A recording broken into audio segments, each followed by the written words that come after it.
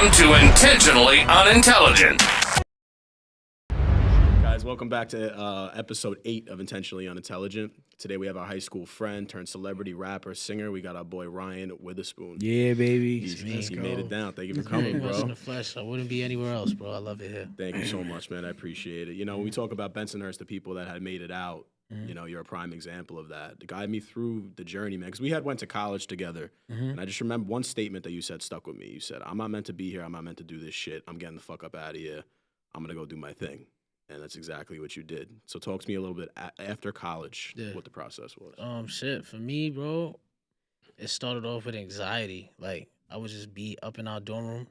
For everybody that don't know, we shared a dorm room, and it was either silence or one of us was just extremely loud doing, like, just dicking around. So it started with that, and I just had, like, there were nights where I was like, yo, this can't be what my time was made for. Like, I can't be here. Like, there's nothing for me here. I'm not playing football. I'm not going to the NFL. What am I going to do to provide for my family and just feel my passion? Like, I just wasn't comfortable there. So, bro, I quit week 1 of the football season, and I was just spreading my name throughout the college campus, just like whether it was talking to girls, playing 2K tournaments, whatever I could do to get my name popping, going to parties. And from there, I was like, all right, I found a way to market my name in small places. So if I could attack this, I could do this in the rest of the world. And then Christmas break came, I never went back. Like, I left all my stuff there. I left my TV. I think I left my video game. I left a bunch of stuff there. I just took my clothes, and I was out. And then from there, Yeah, I have your Bedford Academy varsity jacket still. Word? Yeah. Oh, that's crazy. That is so I crazy. remember I came to visit you once, and we went out somewhere, and I definitely borrowed your clothes. You weren't home. I borrowed your polo drawers. I'm not joking. Yeah, nice remember shit. you were like, yeah, go in his thing. He's got polo He drawers. left his, in like, there. his Bread 11s there and stuff. Yeah. You know? I definitely wore an outfit from you. That Size night. too I don't know. small. I don't know where you were. You were still in school, but I think you were like at home. You were like in Brooklyn. No, or, you know what like- it probably was? I was down the hall at my son Johnny's dorm room. Whatever happened to Remember Johnny? Johnny, he just went back to, what is it, like Newburgh or like one of them upstate places, and he was on the same time, just like, I'm never looking back. Now he's like he does like CDL. He owns CDL trucks, like Yeah, there you trucking go. company, and he gets his bag. I think Morrisville really, like, for people that don't know, they're like real stars, and like, I don't know, it just does something to your mind, Morrisville. Like, look, Because it's desolate, it's quiet, and you just have time to walk away Kai from Cenat went to Morrisville. Yeah. Like, one of the biggest streamers of Really? up to date went did, to yeah. Morrisville. Actually, BTB no, Dads, I like didn't know that. myself, you. I didn't know We that. all Yeah, went to wow. Morrisville, and I think since it's so isolated, it allows you to really focus on, like, yo, what do I want to be? Yeah. What do I want to be? And you He figure it out. Ange came up to visit, and like those dorms were shanty, bro.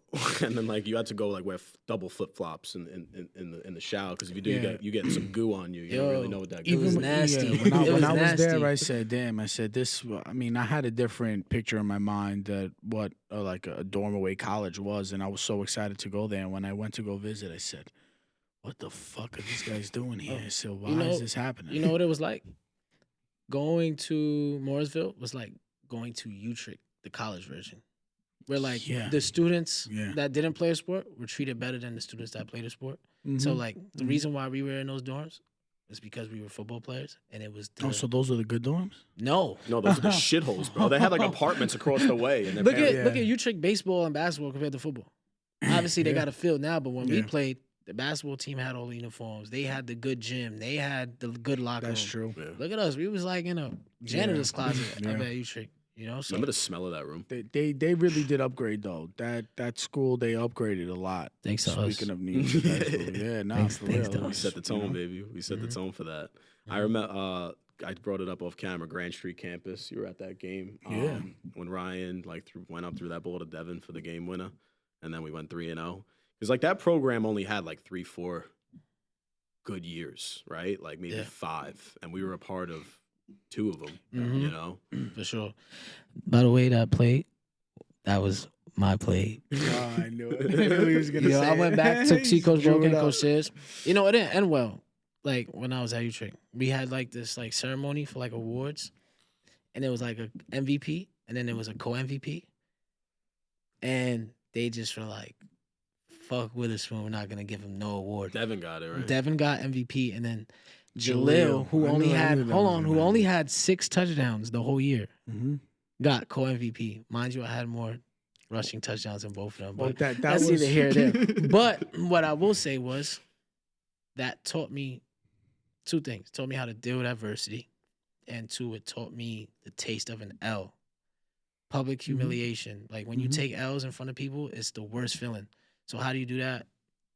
You prepare yourself to never lose, and also like carrying yourself better. Stop being such a dick. Everything is not always about you.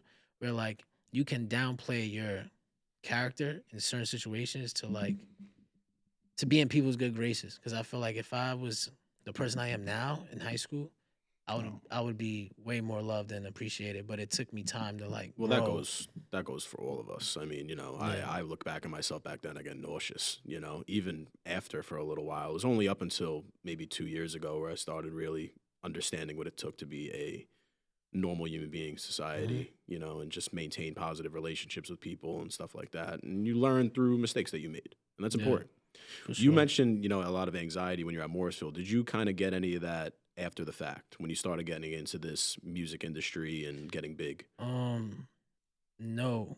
So how anxiety first started for me was I had a bad high, like hanging out with Justin Daly and them. Like I got high, and I got so high, I was high for a week. Like I was hearing voices for a week, like to the point where I was like, "Yo, turn the voice off in my you head." lost your shit. So yeah. it started there, and then it stopped once we got to Morrisville. Once we were like going in like camp for like football, so it kept my mind distracted from it. But the second I stopped playing football, started it up again. turned up again. So it was like idle mind. It was like the idle mind, not giving my mind something to do. And then once I left, I got focused and put my mind on the right things, and it disappeared. Thank God. But it was. Who do you think was the biggest influence in your rise to the top? I know you would obviously be number one, your mom's would be number two, but maybe like the Combs family, like who could we? For me, I would say biggest inspiration if it's not my mom, not myself, my little brother. Okay. And yeah, my little brother, I do everything for my little brother. He makes me who I am today. All the good things is because like I want to lead by example. And then honestly, bro, as crazy as it sounds, people might tell me get over it, but like taking that L in high school, like tried to play me, they tried to kill my character, like make me not feel sure of myself. That was the motivation. Like, yo, I'm never gonna have anybody say I'm not who I say I am. And that is what fueled me. Like, if I'm gonna do something, I'm gonna be the best to do it. Like people would tell me, like, yo, you really gonna make music? Yeah, I'm nice. Yeah. And I really do this. Well, you were passionate with music even younger years in high school. I remember freshman year, sophomore year. That's when you kind of like. But I feel like you were doing more rapping, more than R&B than you're doing now. Yeah, I feel like you were always passionate with the music. I mean, I know football obviously came first at that point in your life, but because we were in high school, we were playing football. That was important for us. But always, I would say always like in the hallways, or you were always making beats or listening to things and rapping and stuff like that. And I feel like that was always like a passion of yours. Fun fact, Coach McFarland knows this and Coach Sears knows this. Even when we were like in the thick of it in practice, I had a hand warmer. And in my hand warmer, I had my phone. And I was writing lyrics in practice, freestyling. And like going to Coach McFarland, like I would be in the back at quarterback while y'all doing scout or like team shit. And I'd be like, yo, Coach McFarland, what you think of this? It's hard, right? It's hard. Coach McFarland was like my biggest advocate in Trigger for like, yo, you should do this music thing. So yeah, I was always passionate. Football was just something to like, I love football. Obviously, we love it. You can't play it without loving it. But it was just a segue, a competition for me. Like just wanting to be the best. And that, I think it goes hand in hand with music on why it goes so hard is because I want to be the best. You have to re-release a track that I liked a lot back in the day. It was Riding with the crew, doing things we're not supposed to. Oh, Yeah, that's old school, Ryan. things you're not What was supposed to- Damn. Oh, I record that at Dom's house. You remember Dom? Yo, I Dom do Barbetta? remember Yes. Dom Barbetta. Yeah, we Yes. do. I record that at Dom's Yeah, house. we do. Yeah, I got a bunch of those songs. You know what's crazy? Like Tom and Tom. Like I'm just going into my new releases. I listen to that to like be like, damn, I've been nice. Yeah. Like I've been nice. I just needed to learn how to like get the 1-2s going. Mhm. And Well, I'm sure production has, the Step good into a real of studio. course, yeah, Yeah. of course. Like us, too. I would say is more information than like production, because a lot of times we think this for like all the artists out there that think you need big studio, big everything. Mhm. You don't need the biggest. You just need to do the right things at the right time consistently. Cause like my biggest song today, streaming wise, was a song I made on a Guitar Hero mic at my friend Goot's crib, who lived on McDonald Avenue. Not in a big Crazy. studio, not with a big producer. Yeah. That song feeds me. It covers my bills. And that one song did everything. And I didn't need no big fancy studio. I just need to know the right thing to do and how to move it. There's definitely like a profound confidence though when you do walk into like a Sony studio or something like this, is that you kind of just feel a little bit more ready for the task, right? I mean, you know what? Maybe I'm contradicting myself because you are a little humbled when you step behind like a Guitar Hero microphone and stuff, and you might be more inclined to create something cool because you're trying to get to that Sony studio. Yeah. You know, What I would say is more like not beginner's luck, but it's the freedom of creation. Like when you are starting out with like the, like the not so good equipment, you're just green to like what this is, and you're allowing yourself to create in a way where there's nobody watching. There's nobody that's gonna hear this. I'm just making, and that's what made my earlier stuff so good. Was like, obviously I wanted to be the best when I was making it, but there was nobody. There was no audience or fan base to judge me for what I'm making. It was just us. It was like the people we went to school with, friends I had on Instagram and Facebook. Those are the people that are gonna judge me. But like realistically, like who are they to judge? I'm just trying to create. yeah. So Feel free to chime in when you want, Jamie. Hey guys, I am here today. The big old reference guide. Hello. Hey, Illuminati? what? I remember you going to Morrisville, and it's crazy that you said Kai Cenat went there because I, went to high school. Obviously, I now go to college, and I can't say that I know one singular person who went to Morrisville. Yeah, I and know. When he said that too, I was like, "What the hell?" I Yeah. didn't even know Kai Cenat went to. even went to there's Morrisville. even more like Kai Cenat. There's another artist who's big with Cash Cobain right now, and like that whole crew. BTB Dez. There's another YouTuber and blogger who's like adjacent to Kai Cenat. His name is Talil.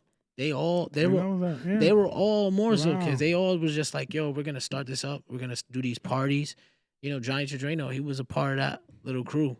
That's how I got exposed to it. Was like, all right, these are the new people to know, and they were just some small ass college in upstate New York. yeah, bro. Well, you know what it was? Like a lot of the city kids had went there because they offered opportunities to us. Like that was like their niche. City kids, PSAL, Yeah. not Oneonta. We had a quarterback. He was for Ossining. They're big like recruiters in Ossining, New York, and they got some sick athletes. Like we did have some incredible dudes there. Our quarterback Lamar, I forgot his last name though. Jackson. Yeah, nah. Lamar it was Jackson? something. It was like, it was Lamar Johnson. Lamar It was Lamar Johnson. Lamar Jackson's cousin. Yeah, his name was Juice. Lamar Juice Johnson. He was he from Mooresville. He had an ESPN top 10 play. Oh, when he Hurdled over that dude That into was the end wild. zone. Oh, you know what? I know exactly. Yeah, I think you showed me this. He was crazy. Yeah, you showed me. And this then when we video got before. there, so like when you're the man in high school when you're playing high school football, but like if you're not dedicated to the 4-year process when you get to college and like stay there and play, like me and Ryan would have started eventually if we stayed the full 4 years, but Yeah. we got there and then Lamar was the quarterback, and then I went there. I said, "Who am I backing up?" Just out of curiosity, and then there was this 6'3" giant dude named Nate, like 340 pounds, and I'm like, "All right, I'm not gonna play. I'm not gonna play here at all." Yo, he looked like Brian Urlacher on the O line.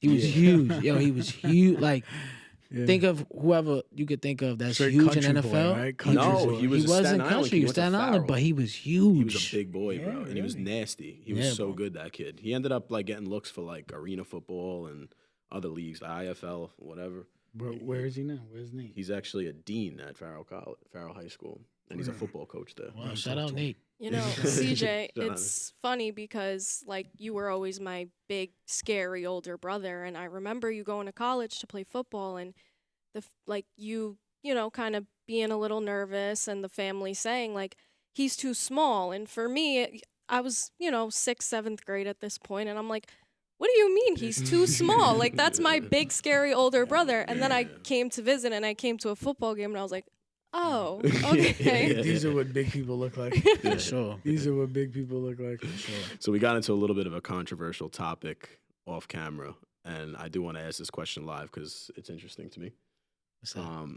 So in the music industry and the way the Hollywood plays into the government, how much like of an influence does our government have on the entertainment industry? You could trek around this if you want. Nah, we good. I think it's very important for the audience to know that it's agenda. It's all agenda. What are we pushing? What narrative are we pushing? Which is why I stress to a lot of people, no, I don't knock any artists for the music they make, but pay attention to why that music is being pushed to you. Pay attention to why majority of the songs, the inner city and black and Spanish and all the minorities, why the music they hear is always smoking on my op, killing this person, spinning this block, kill. Like you could have literally erased the music, the production, and the songs are literally kill, murder, do this crime, F that chick, and it's like that is the programming. So I would say if you look at the artists that get budgets, it's usually the artist that's promoting that stuff. How often do you get a positive artist like a Chance the Rapper, or even like Drake? Drake doesn't push that murder. Logics, Logics, the Joey Badass.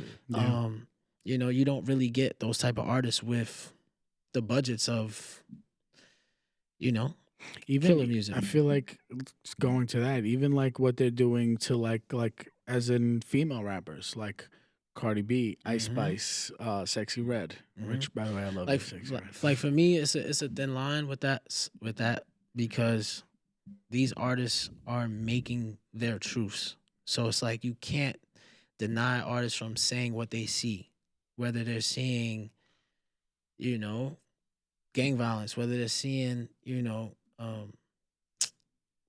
welfare, EBT, like all these things that are happening in the city.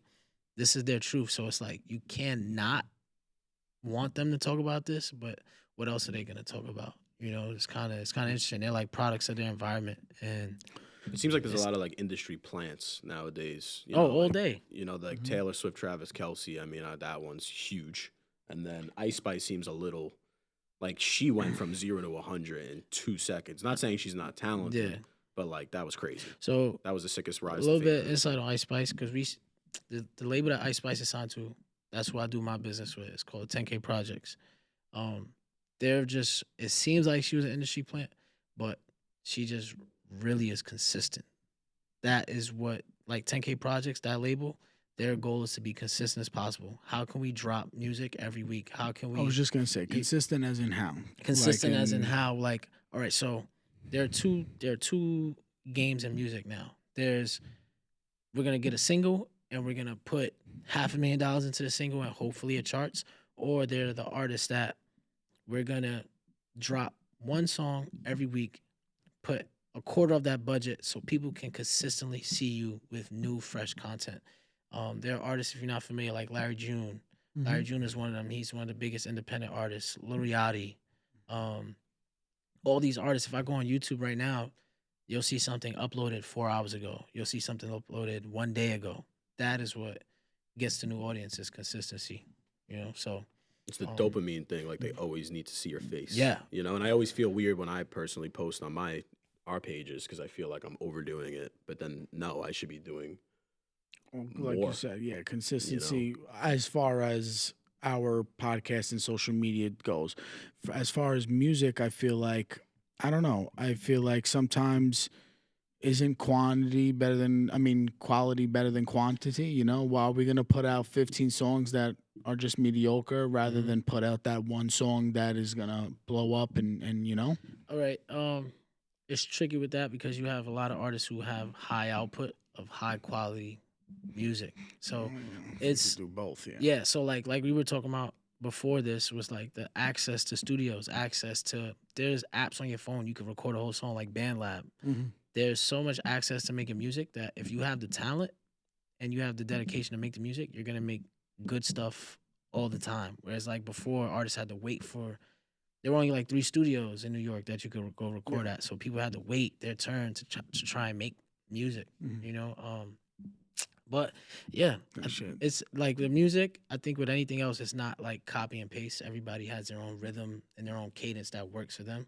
So like what might work for this artist may not work for the other one. You know, some might need to take a month or two to put out another song. Some need to be every week. Shit, I feel like that's got to be difficult to do that though. You know, like to come up with fresh new content every week and put out a song every week. I mean, I'm sure without people are yourself writing for them. sounding repetitive. You know, like who's another artist that, like, I feel like he drops something and then like we wait like 2-3 years and then he finally Kanye. drops another album. Kendrick like, Lamar. Yeah, Kanye. Kendrick Lamar is another one. Kendrick You know, Lamar. like it's such a long span when he drops one from the other. I don't know if he does it like does he get like a writer's block or he just not coming up with.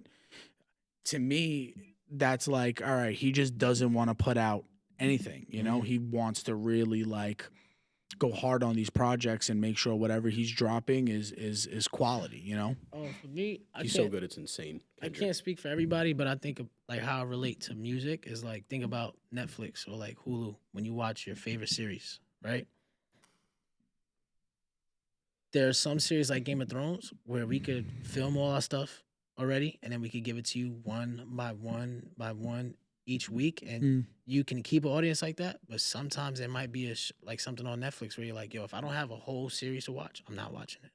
I don't, you That's know? the same with podcasting. that's very That's the that's same very, exact thing very here. true, Is yeah. that if you do not have a variety of topics, then people are not going to tune in. You need to have an excess of content released. That's why we bank episodes. That's why we release, heavy into the future. It's because people need to, you just need an abundance of it to Yeah. really kind of get out there. And- Nobody's going to listen to some shit with 2 episodes and be like, oh, it's trash. Yeah. Because we all done that. We watch it. We see, oh, this show don't go past season 1. I'm not going to watch it. It probably sucks. Oh, Got well, canceled. it's true what he said too. Kind of like there's a lot of shows actually I watch and they come out every week and I'm like, all right, I'm done watching it because I'd rather just sit there and binge, or I won't even watch it when it first comes out. Like I'll wait for the season to be finished so I could sit there and binge watch every episode. Right. Very true. I do that. Yeah. So that's how I had to look at that formula and figure out which one worked for me. There's a gift and a curse to both. So like you could put out one song and wait 6 months to drop another and it could be really well, but then you'll get people like, yo, are you still making music? Like, yo, when you dropping music again, do you even still make music?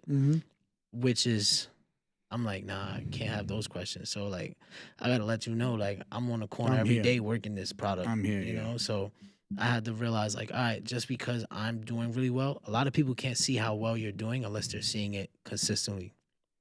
So I took the initiative to be like, all right, boom, I'm gonna drop more consistently now. But like, is there such things as like? Obviously, there's no such things as like albums and stuff. Mhm. But for an artist like yourself, you're working on a project. Yeah. Let's say this project takes you 6 months, 8 months. So that means for 6 to 8 months, nobody's gonna hear new music from you. You're kind of gonna get those questions like, "Oh, hey, is this guy?"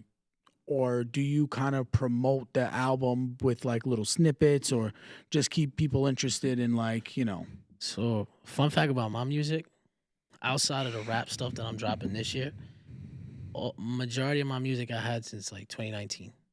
I just kept them in the bank? Yeah, I kept it in the bank, and then COVID happened, and then it was more like, yo, having the music is one thing, but how are people gonna see it? Like, what is the aesthetic? What's the eye candy? Make sure it's delivered the right way the first time, so I don't have to try it again. So like right now, it's just about like, yo, how create. Like right now, I'm just making short films for my songs so people can see it and be like, because I know they're gonna like the music because everything I put out, it gets good response. But visually, that's how you keep an audience, is the visual shit. So now I just seen focus recently straight visuals. The Hamptons thing you're releasing. You came out in the suit. Benz, big hell house and stuff like that, which is cool. By the way, yeah, I love the whole idea of it. The clothing line was dope. What's with the inspiration behind this? What is Hamptons? So Hamptons is basically from where we're from, Brooklyn, right?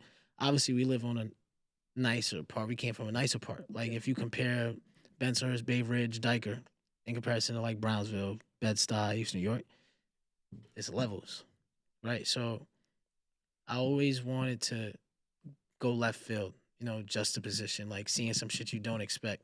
So I was like, me as a black artist, it's expected for me to like rap in the city or rap at a corner store or be on the train. I wanted to feel like this Fresh Prince of Bel-Air vibe, like seeing young black artists doing things you don't expect, playing golf, rapping in the Hamptons, wearing a suit. I wanted to just give a different feeling to my artistry and just let people know there's a whole other side of this. So that's important to give a voice. And then young kids from inner cities can see what you're doing. And kind of gives them a little bit of hope. And even look at you and be like, listen, you're right. I don't have to sag my pants and be on the corner if this is not who I am. You know what I'm saying? And another thing that helped me with that was like Bensonhurst and Bay Ridge. Like that's a whole part of the world that doesn't have a voice. It's a voiceless world. We're all this melting pot where like we all pull from each other's cultures. We all listen to kind of the same music, but they're gangsters in their own way. But they're not like your typical, stereotype gangster. But like, there are kids that they're just like me in that city that may not be black enough or may not be white enough for their friends. And since we're all close enough to these other neighborhoods, we have different parts of us that we are all misunderstood. Like when I used to hang out with 13th Ave boys, I would be misunderstood. But when I would go back, to like Cypress Projects, I would still be misunderstood because I've adapted new culture. You weren't white enough for the white kids. You weren't white enough for the white kid, but not black enough for the black kids. So that is what also fuels my music and like playing this middle ground to expose the world to a whole nother side of Brooklyn that they don't know. Because I feel like Brooklyn, yes, it has its its nationalities and like national pride, but for the most part, we're not black, white, Asian, Mexican, and Bensonhurst and Bay Ridge. We're more just Bensonhurst motherfuckers. We just from the Hearst. You know what I'm saying? They're different. We're different. We're all the same. And the demographic is, I was just saying this, the demographic isn't as big as we thought. It's not a lot of us, like at all. And then we kind of tuned, like everybody from the neighborhood knows about this show. And I would even go on a limb and say Diker and Gravesend and a lot of Bay Ridge, because we're kind of tuned into every neighborhood. And I'm sitting there, I'm like, yo, what the fuck? Like, what? Like, some, like, the viewership on some things. I'm like, why isn't it, like, ridiculously high, like 1 million? Because there ain't 1 million of us. It's a small community. No, it's a small, it's small, tight-knit. It's like being a townie from Boston, Like, we were from there, we have the pride of it, but it's not that many. Right, which is why I felt like it was really important for me to come on the show. It was like, look at Jersey Shore, like, when they did their show, and we were, like, kids. There's no reason why people from Calabasas, California, and middle of West Bubblefuck were watching these Jersey Shore Guidos. Yeah. But you expose people to something new, and they decide if they like it. And I think we have a lot of characters from our side of town that if we were together more, it would be a more prosperous field for us. It would be a lot greener. A lot of us moved, though. A lot of us move, but it doesn't take nothing to take an hour out of your day for us to get on a common platform and push each other. Like there are so many, like Gashi. We never played with Gashi, but Gashi ended up being signed to the same record label as me. We were both on Sony RCA. And just from that common bond of both going to Utrecht, he extended a hand. He exposed me to a whole nother side of Hollywood, taught me the inner workings of music, telling me to go independent while he was still in his deal. Like, yo, Ryan, go independent, do your own thing. Let me show you how to do it. And he didn't owe me that, but just that common denominator of like, we're both boys of Utrecht, boys of the neighborhood. Gashi is like a real, important He's piece. independent now too, right? Yeah, he has his own label, Orca Sound. And And he got a whole different sound too. He's like, going hard. Yeah, man. He dropped a couple new songs too that I absolutely love. The whole Brooklyn Cowboy. Fire. Fire. Fire. Shout out to him for There's, that. there's no yeah. limit. There's no limit. Like that's what I think Gashi showed me too. It was like there's no limits on your creativity. You don't have to be in this box that a label wants you, because they wanted him to be on some like this White Iverson, Post Malone type vibe that he actually started. Yes. But like, you know, a lot of people don't understand. Like he started like that whole White Iverson thing. That was all Gashi's whole. That was his whole thing. There was. Post has a song. I know he says something about like why you trying to be Post, and then I kind of looked into the lyrics a little bit, and that was made for Gashi. Yeah, it was definitely. That was made. They got their own thing going on. They got their little thing going going on. on. But what I will say is, he taught me like, yo, you don't have to be in this box. You know, when I was at Sony, they wanted me to be like this Chris Brown-esque, Usher-esque, you know, variant. I seen that. I seen they were trying to guide you in a direction you maybe wasn't used wholeheartedly. And it was at the heart. I love performing and making music, so it was natural to me. But was it what I wanted to do? Nah. It was like 2017. You were in you had a music video, and they were giving you that Usher vibe. Yeah, you know? which what's crazy is that wasn't them. That part was actually me. Which actually that's the record I was talking about. And that record came out 2019. That record is the one that does amazing for me. It was from there after that now trying to put me on like dancehall R&B songs or like these pop R&B, which is like, yo, like realistically, that's not where we are as people. Like we can't digest pop. Life is too real for us to digest. Riding in a big, that's not what we feel right now. So it took time. It took for me to get away from it and figure out, yo, what is the temperature of the world right now, so I can make music that resonates with people more. Negative, you know. So, like we just said, the narrative. What? And honestly, I feel like everything is like drill now. Like you know, like that's the type of music that sells. That's the type of music that they're pushing on. You know, the radios and putting in clubs. It's that drill, murder, kill, sell drugs, do this, do that. I mean, who? Kurt Cobain. Cash Cobain. Oh my goodness. This guy said Kurt Cobain. So the thing with that too is like, Sicko. Just because it isn't doing millions doesn't mean there isn't an audience. And you can live a fruitful life off 10,000 fans. You can live a fruitful life off 100,000 fans. So how I break it down, like if you go and watch like a Nipsey Hussle interview, they break down independence of an artist. Larry June break down independence of artists. If I could get 400 people to buy $40 shirts, I made 16 grand. If you could do that once a month, you're looking well over 160 grand a year just off t-shirts. Now, let's move it to other product, music, vinyls, hoodies, jackets, lighters, all these things. It's like direct to consumer, you know? So I just want everybody to stop thinking like, yo, it has to be 10 million. Let me start with 1,000. Let me work to 5,000. Let me work to 10,000, and turning all these people into like membership based, subscription based. How finding a way for them to buy something from you consistently, because it's not that hard. I have a music question. Back in the day, artists would sell CDs, their albums, hardcovers. Yeah. Now it's streaming. Yeah. That's how you get paid. Yeah. Correct? Yeah.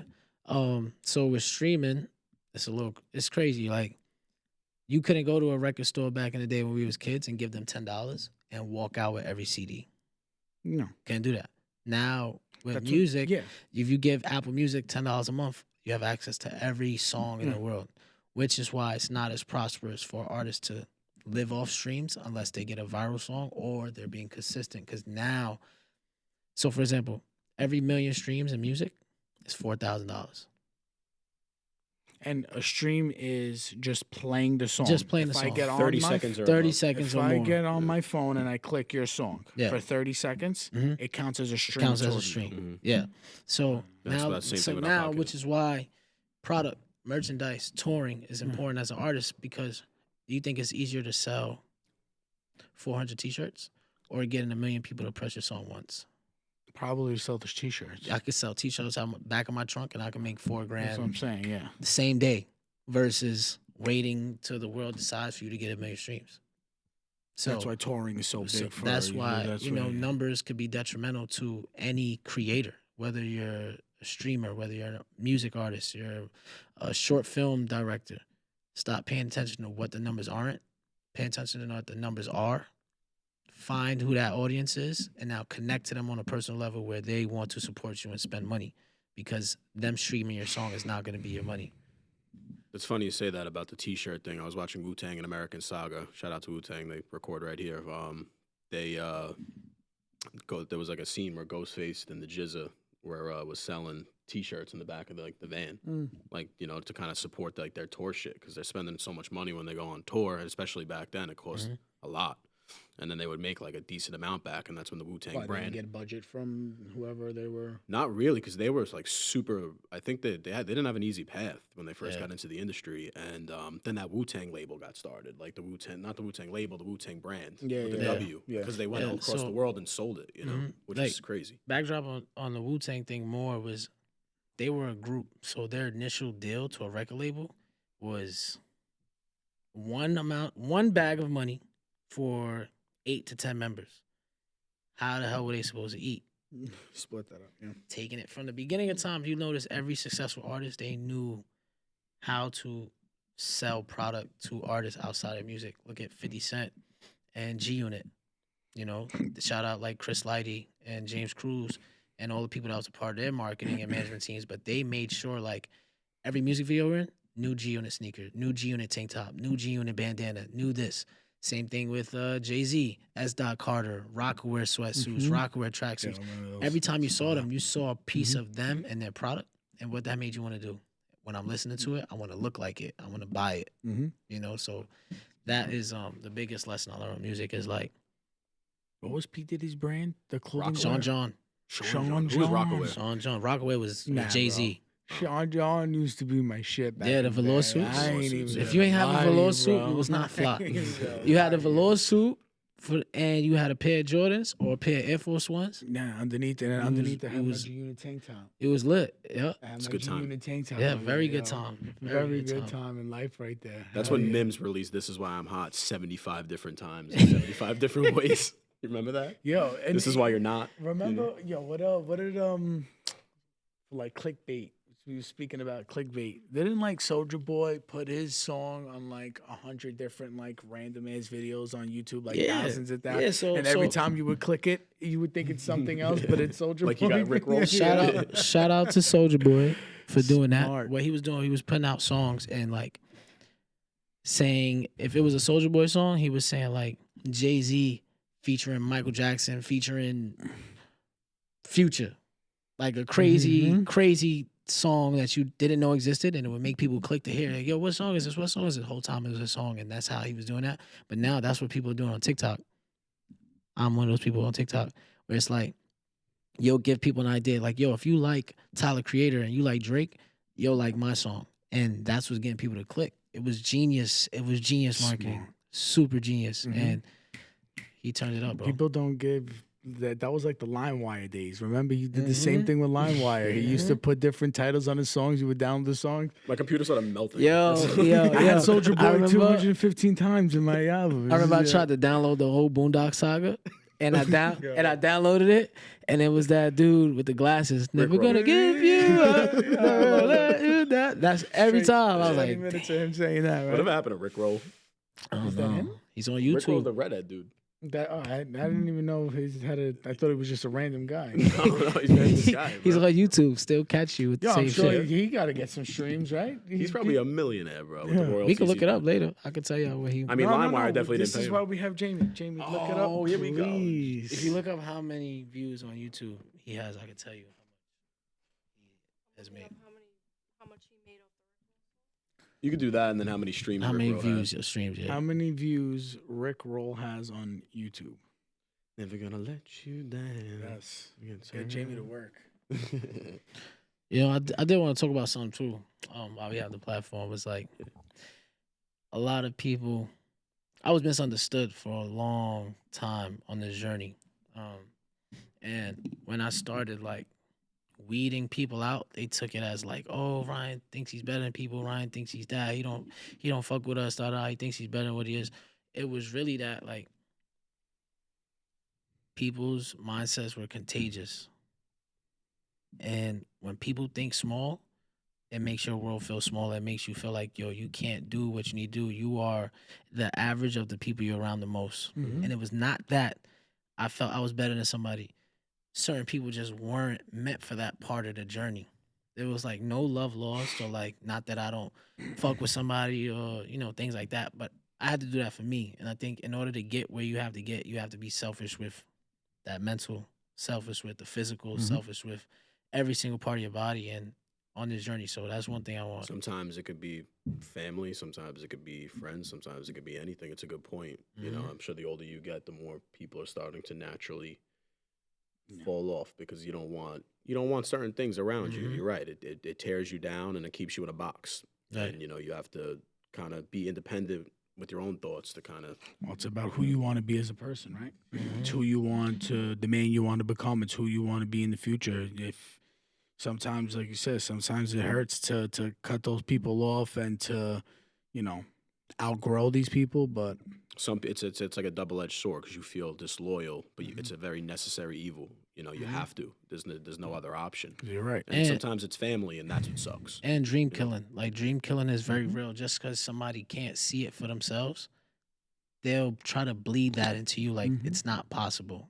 So, like, I stay far away from people that say something can't be done because there's always a way to do it. They say when there's a will and there's a way, and some people have no will.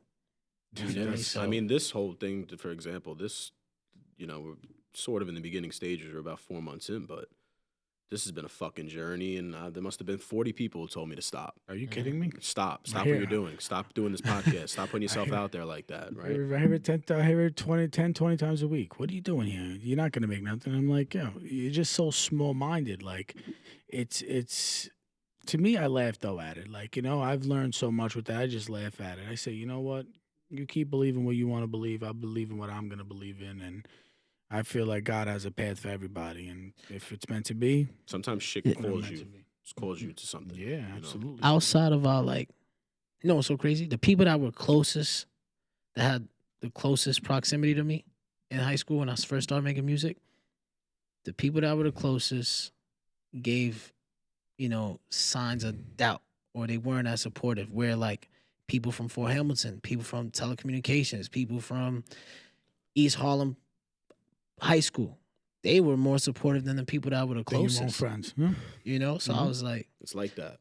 It's like why am I gonna focus on the people that aren't supporting? Let me keep expanding. Because they never want to see you do better than them.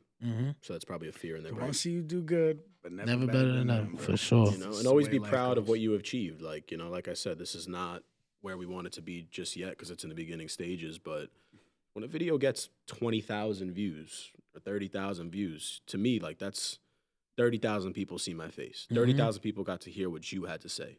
Got to hear what my sister had to say, got to hear what Angelo had to say. That's special to me. Because everybody in this room has something good to say. Everybody from Bensonhurst has something that they need to say, that people need to hear. Whether it's about anxiety, depression, and giving a platform to entrepreneurs.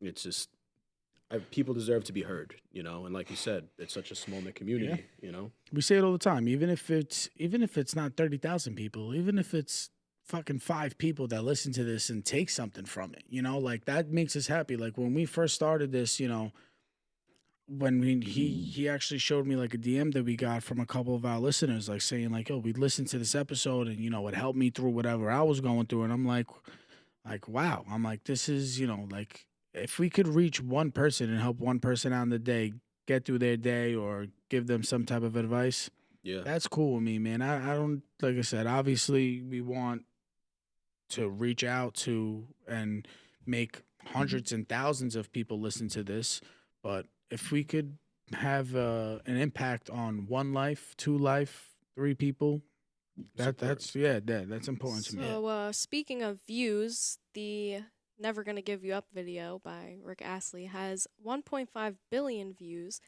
But That's insane. The funny part about it is as of 2010, he only received $12 for the song. Because he didn't write the song, he only received a performer share And he said, you know, he has no plans to remix or re-release the song, and that's of 2022. What does that? So, What does that mean? All right, so what does that basically mean? what that means is he did a really bad deal on his master. So however many millions are in 1.8 billion, Mm-hmm. divide that, and then divide $4,000 by how many times he did a million. That's how much money somebody made off that song. So basically, almost 999 million times. If you do 999 times $4,000, that's how much he made. It's What? So somebody's living in Beverly Hills right now because off the master of of that song. Rick Roll. Another reason why you need to tighten up on your tutelage and know the business. Anything you do as far as creative, there's a business behind it, and make sure you are on top of your business because Yeah, you will be it's fucked. a lot of Put 1.8 billion divided by. 7.2 million. All Yeah. right, here we go. Somebody made $7.2 million off that song, and he made 12. There we go. $12. $12. Get your contracts right. Not 12,000. What do you think he bought with that $12? McDonald's. You can't even afford If afford I had $12, I'm going to McDonald's. You can't even I don't afford care. it. A big People are bag. against McDonald's. I love McDonald's. Quarter pounder bag. with cheese, fruit punch. Oh, that And sounds the good. cookies, that's I mine. pulled through the drive-through the other day, and then I was gonna get it for the first time in forever. Mhm. And then I looked at the calories on a burger and fries. It was 1,600 for a medium fries and a burger. How do you compact that many calories into one cheeseburger? You and a only French fry? live once.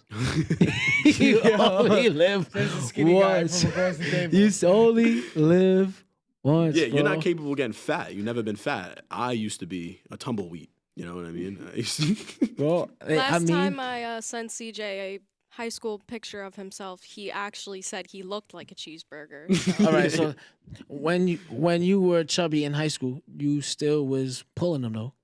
You stayed For sure. stayed with a chick that was on you. So sure. it don't matter if you fat or it don't matter if you right now, What- Mr. Handsome What are we Man. talking about? We're talking about if we're talking about quality of what he was pulling. Oh. I guess the quality now is probably a lot better than the quality in high You called me handsome. school. Yeah. Who'd you have in high school? Can we bring up the name? No, bro. No, Yeah. Always no felt names. never backwards, bro. Bro, Nah, speaking of that, bro, like it's hard to even date these days, bro. Yeah, especially in the industry you're in, because it's like now, do you think you get something of substance? You know, That's because something you that are who you are. So people, maybe women will see that and just gravitate towards not you as a person, but maybe your which is why Artistry. which is why my Yeah. dating style is very like it's North Pole, South Pole, it's polarizing. So it's I either date a chick who's exceptionally way better off, well off than me because it like motivates me to continue to grow, or I like a girl that's like off the radar, doing her own thing, and not saying like being a music artist is better than being a doctor or a dentist. Or I try to keep somebody around me that motivates me to be better, and no matter what they do, which is hard because we're in a generation where people don't like to work. So we don't have Rihanna in the DMs. Wait, no, she's dating. What's his name? No, not Rihanna. My DMs is type fire though. Yeah, Like, nice. oh, I gotta show you some fire. Like I done hit All like camera. I want to hear some names. I done hit like people from Basketball Wives, All right. teachers we went to school with. Oh, that's Chill, nice, bro. chill. I think, yo. I think I know exactly. Chill. Yeah, I think I know exactly who it is too. Because everything under the sun. I don't kiss and tell, but I will say, it is nice having a blue check and being cool and being successful. I found out that intentionally unintelligent is not capable of a blue check. It has to be one of our names. I found that out the other day. hopefully it's mine. I could buy. Listen, you could do. I'll buy my blue check. $14.99. A month. You got the monthly subscription. $14.99. Yep. There are a lot of people go doing right it. now. But Yeah, they don't let you any incorporation or whatever, like corporation. Yeah, gains. it's gotta be a single. It has to be a single entity. Like a How did person. they verify you? They So sent when I you- got they when sent I you got something? signed to Sony, they have to make sure all their artists they basically kind of like are owning your name for the time being on social. So they have to make sure every account that you have is verified. So that's how that works. Shout out to Sony. I'm not with y'all no more, but y'all got me my blue check. It's Was all that a love, big though. day for you? Were you excited? Hell yeah, bro. When I got my blue check, it was lit. It was lit. Yo, me and Tyreek, we were in the crib. Yeah. And we was like, yo, you got a blue check. Just like DM the 3 most random celebrity chicks in the world that you could think of. And I did it. The day went on. I'm playing 2K in the crib. I look at my DMs. I just paused the game. Me and Tyreek were playing the game. Pause it. I said, yo, she rolled back. She rolled back. And then from there, I knew the power of like a blue check. I was like, all right, this is. Yo, so I hear that we had on Choice last week, and he was telling us about Tyreek that he got like this big promotion. He's doing his thing out there. Yeah, too. Ty's doing his thing, bro. We got it out the mud. Like, yeah, we got it out the mud from like, he ended up going to Utrecht last year. Yeah. We went out to LA on the same mission. He was there for me the entire step of my way going into it. When I got to Sony, they gave him an opportunity, to show his value, show his worth, and he's been killing it ever since. He's A&R, so it's like artist and repertoire. So now they make it like artist research, but artist repertoire is more like discovering new talent. And if you're not discovering new talent, can you make a song for an art? Like, can you help people get in a room to make a song? Or how do you connect dots for artists or producers? So that's what his job is, A&R. I feel like there's a lot of talent like overseas too, like, and a lot of artists a lot of people that die down in America, like 6ix9ine, for example. Like, I'm pretty sure he's in another country, like killing it. Yeah, killing it. Like, Which is why I say don't pay attention to the 10 million people that you can see, that you can't see. Pay attention to the 100,000 people that you can, because he's out in Mexico. And he has 100,000 loyal fans that are going to spend hundreds and hundreds of dollars. Where there's artists with 100 million streams and can't sell out a show, can't sell a T-shirt, nothing. Yeah. So be grateful for the audience you have on every level. What are the up and coming projects for you? I know you said you have stuff in the bank, but do you have any creative visions maybe? So I'm dropping a song every other Friday for like the whole duration of fall. And then I'm doing an R&B project. I'm getting back to an R&B project. It's gonna be called All the Things Your Man Don't Do. That's my R&B project. But yeah, for right now, we're just doing all the rap stuff, showcasing my talent, the competitive side, and then when it gets cold, I'm gonna start singing again. Can we get our either senior class football team or like just everybody that used to hang out all on one episode? Around a round table. I said, that would be imagine like a round table like Justin Devin. I don't even know what Devin Collins is. I don't think he got married. He's doing good. I saw him the other day, bro. He was in Coney Island. He's around. Justin, Devin, John McDonald, Sumo. no. Sumo, Turk. No. Enzo, Enzo, shout out to Enzo. My bad, Enzo. Me and Turk were like the last straw of him in school. He was just like, so what happened? Right? What we did. Remember when we used to flip bags? Yeah. We used to flip bags inside out? We had a substitute, but she was like a long-term substitute. Like, she subbed in for a pregnant teacher, and we turned her Louis bag inside out and put all her stuff in, and she thought it was Enzo, and kicked him out of class. And he said, I'm never coming back. And this is why Enzo never finished high school. He has a restaurant down the block. We out. He does. We order everything off the menu. Everything. He does have. Yeah, he has a restaurant down the block, Phil and Chino. Yeah, we out to that. He's killing it right now. That's like, you ever been to Royal Crown? You know Royal Crown. Penatico, Bay Ridge. Nah, bro. It's like a panini spot, like an Italian panini spot, like they have like Panino Rustico. Yeah, kind of like that, but shout like out more Panino Rustico. They show free shit. Oh, you used to live right down the block. So he's still there. He bought the crib. Yo, what about? Yeah, we bought that. He bought the house. Oh, you bought that house? Yeah, we bought that. Yeah, that's how I was now. Yo, remember Sal? Hell yeah! Oh, Sal left. Yeah, I know he did, bro. I love you, Sal, but Sal almost. My first week back in New York, he almost killed me, bro. What did he do? I bought a pastry from him. Tell me you got food poisoning. Yo, I got food poisoning off of him too once. I'm not kidding. Bro, I used to go. It was coming out both ends, and I was just praying to God. It was coming out both ends, and I was in the bathroom. You can hear me. My mom is my witness. I was like, I pray to God, if you heal me, I will never eat from Sal again. And I never ate from Sal again. And he got closed down. Yeah, he did get closed down. It's funny you say that. I'm not kidding around. You used to get your sausage, egg, and cheese every morning? Every single morning. Used to get one bacon, egg, and cheese and one sausage, egg, and cheese on rolls. And one day, it was definitely the sausage because that was my go-to sandwich. I got apple Danish or some like cheese and something I don't even usually eat. But I was like, it looked good. It was only one left. I'm like, all right, boom. I'm leaving. I take a bite out of it. Yeah, bro. I looked inside the Danish. No, It was Ryan. mold from here to Timbuktu in the Nah, Danish. bro. I don't like that. So I woke Shout up out. in the middle of the night, both ends. Violent. I That's was like, funny. yo, he tried to kill me. So that house is your house. Mm-hmm. That's so dope. So yeah, we're there. We're in Jersey. We're in LA.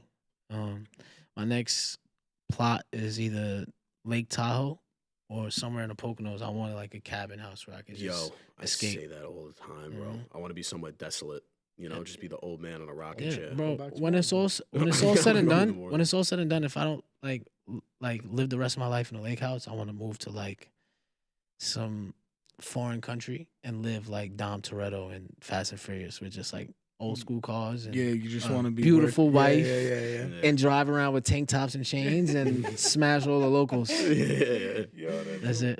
I like the Instagram aesthetic. Yeah. It's nice. You like it, bro? I do. You Thank you. take nice shit. Thank you, bro. I don't know if you're doing that on your phone. I don't know what type of phone you have to be taking pictures like Yeah. that. So it's a collaboration between me and my head of photography. His name Views of J. Super fire. For the most part, we do iPhone, and then we just do mixed media. Mixed media is the best. Like a lot of people, when you're on your phone, they want to see iPhone photos because it feels current, Yeah. and then you can put out the more professional stuff on like a press rollout. But for the most part, you keep it on iPhone. It'd be good. I have a question. You played golf today. Yeah. How'd you do? I don't know the terms. I don't know the 'Cause, yo- term as far as a sport, but I hit the ball in the hole eventually. Like I did. I watched you going on this golf course. I said, "What is this man doing?" You know he don't like golf. He's just Nah, out I there. ain't gonna lie. It was fun. It's just annoying. You know what's the most annoying part? Like People behind you. yes, yo. Since it was walking. like my first time playing for real, Yeah. people were just like watching me. Like I'm not supposed to be here. Like hurry up, you're holding up the course, blah blah blah. But I'm like, I ain't know y'all waiting for me. I golfer. thought we could all just hit. What you mean you waiting for me? Like that's why football. It's one of those sports Yeah. that if you play consistently for a little while, you'll get good at it. Especially if you're athletic. You know, Yeah. you'll get it. It's just it's hard. It's no joke. I was hinged. You gonna see it in a video. That's what we did. We shot a video out there today. Yeah. Yeah, we dropping that. That was the whole Alright. point. Who is this? Me and my son Oscar, his name's Austin, who's also Yeah. local from the area. He produced for Future, Lil Baby. He's from the this. baby. He's from there. He's from from Marine Park and then also Oh. over the bridge in Far Rock. But yeah, we ended up connecting in LA and started making music together, and it's been fire. Yeah, another person that I think you guys should have too. He also played PSAL ball. We would love to. Ended up going to college to play ball at City Tech or Brooklyn College, one of the two. Yeah. And then he just decided, like, yo, I'm good at making beats. And his first placement was with Future. Sick. somehow. Future, Yeah. one of the biggest artists in the world. So that just shows you, like, when you get that call in to take that shot, take it. Because if you don't take it, you don't know what you know missed out what on. you- I just want this podcast to get big and say I got the red bottoms on. Life's good, you know what I mean? Yeah, All right. We always ask this question at the end of every episode, week by week. Ryan, we got our 2-3 year goal. You know, let's make it 5. Where do you see Ryan Witherspoon, the artist, the singer? Where do you see yourself going? Number one, I definitely have a number one album. Accomplishing everything I want to do in music. Definitely being like my first feature film. I'm starting like acting classes and with my acting coach, getting on to that. Taking care of my health, being on top of like being better than where I am right now as far as health. And I want to create something for the neighborhoods in Brooklyn, something that gives back, whether it's a youth football team. I don't know what it is. I want to create a hub for the youth to focus their energy and figure out, what they like to do. It doesn't have to be a sport. I just want to create a hub for the youth to figure out what they want to do with their life and make it a safe place. So Love it. Well, we appreciate you coming here, bro. This means a lot. Yeah, we for got a real. nice episode name, too. Word. On here. What's the name of it? From Marcy to Madison. That's hard. That's hard. You thought of that yourself? I've been making all Mic this shit drop. up. Yeah. That's hard. But anyway, man, listen, if it means anything from us, we're proud of you, bro. You know, Yeah, we for see your real. success, and I know a lot of us Bensonhurst people, we like to step up and support each other, and we always get really happy to see it. So to see your success, especially that we were so close, went to school together and shit like that, this is a lot, and we're proud of you, bro. We're For real. always rooting for you, Spoon. Likewise, I Always love rooting for y'all. you, kid. Same, bro. Anything y'all need from me, all ears and all hands on deck. I love y'all, bro. Let's go get chocolate croissants. Thanks for tuning in to Intentionally Unintelligent. We hope you enjoyed our dive into the unfiltered and raw stories of today's movers and shakers. If you loved what you heard, be sure to subscribe, rate, and leave a review on your favorite podcast platform. Until next time, keep it real, keep it raw, and stay intentionally unintelligent.